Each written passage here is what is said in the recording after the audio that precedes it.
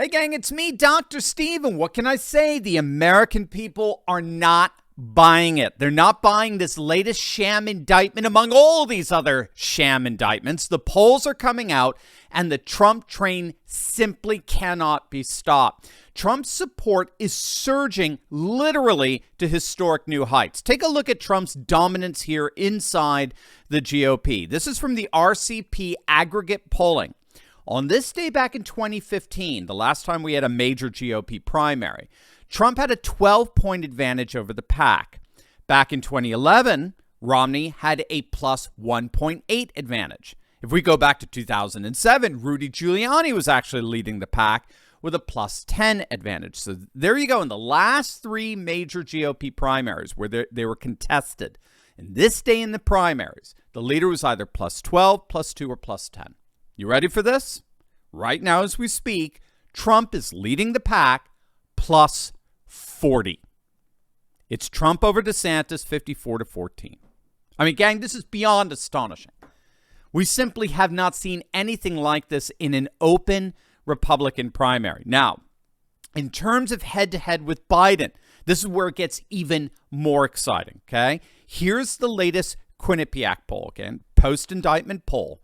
It's Biden 47 to Trump 46. So on the surface, it looks like, they're about even with Biden up a point. However, it actually represents a 4-point swing towards Trump since July, since the indictments. So Biden's gone down 2 and Trump has gone up 2. But it gets even more dramatic.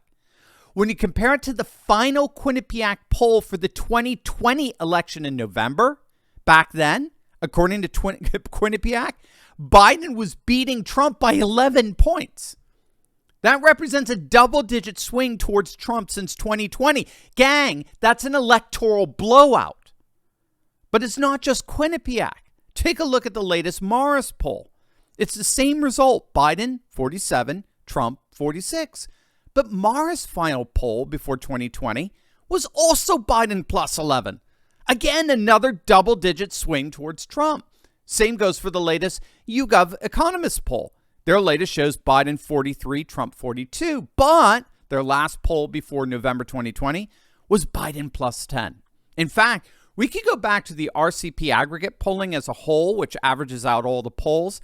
The current RCP average for Biden and Trump is now Trump plus 0.1. Trump 45, Biden 44.9. But again, the RCP average the day before the 2020 election was Biden plus 5. In fact, the RCP aggregate never had Trump leading Biden. Not once in 2020. Trump is now leading Biden. But again, it gets better. Take a look at this. No individual poll featured in the RCP aggregate. Not one had Trump leading in the final months of 2020. There was one, Rasmussen poll in early September that had Trump winning by 1, but that was basically it. Now Trump is either tied or leading in virtually every poll. Now this pattern is precisely why pollster Larry Sabato of Crystal Ball is absolutely rabid anti-Trump nut. Is why he was sounding the alarm. He cited a New York Times Siena poll that just came out that showed that Biden and Trump are now officially tied. Now, again, a lot of fellow liberals were like, oh, so what? What's the big deal? They're tied. Who cares? Well, again, as you can see in terms of the pattern, the reason why Sabato's so freaked out there is because the final New York Times Siena poll back in 2020 had Biden up by 9, 50% to 41%. They're now tied.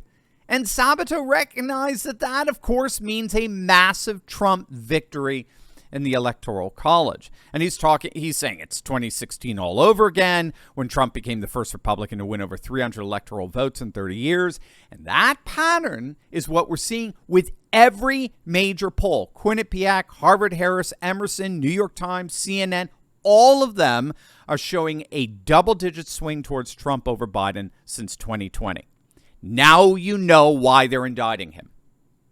Now you know why they want to throw him in jail. But the American people, as you can see, aren't buying it. And it's about to get even better. Trump is about to drop something soon that's going to be it's going to make the woke left go absolutely hysterical. Which begs the question, how about you, gang?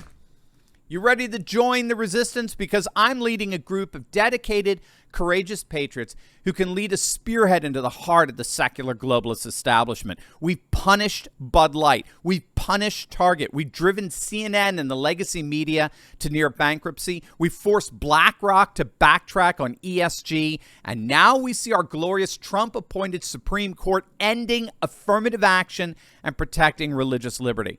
In my Insiders Club, I show you concrete steps to take locally and online that will only keep this mass uprising going until the battle is won. So don't wait. Click on that link in my description below and join my Courageous Patriots Insiders Club today.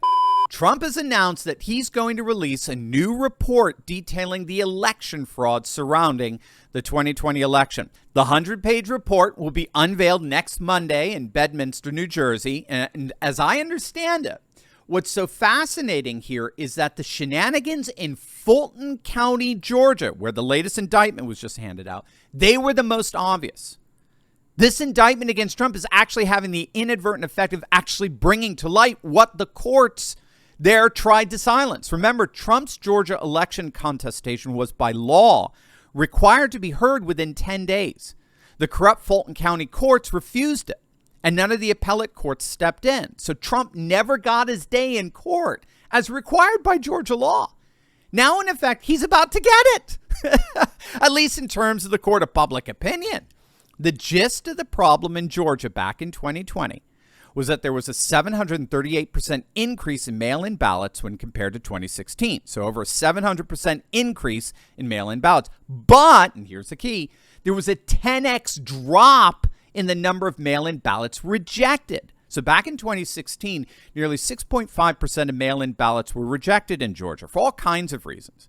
But as required by Georgia law, you had to have, signature matching verification, address matching verification, a whole host of chain of custody verification. If there were no matches, the vote was thrown out. It was considered invalid by Georgia law. However, in 2020, that number of rejected ballots dropped to an astonishing 0.6%. 0.6%, even though the number of mail-in ballots increased by over 700%. So what's the explanation for that? Well, the only explanation for a 10x drop in the amount of rejected ballots, the obvious conclusion is these votes were not vetted. The chain of custody controls and protocols were simply not being enforced as required by Georgia law. And Georgia officials, as I understand it, have yet to fulfill their promise to produce the signature matches and publish the ballots. They never did that. So ironically, this latest indictment may actually give Trump his day in court that he's wanted since November 3rd. And if that's the case, that would certainly be the ultimate backfire.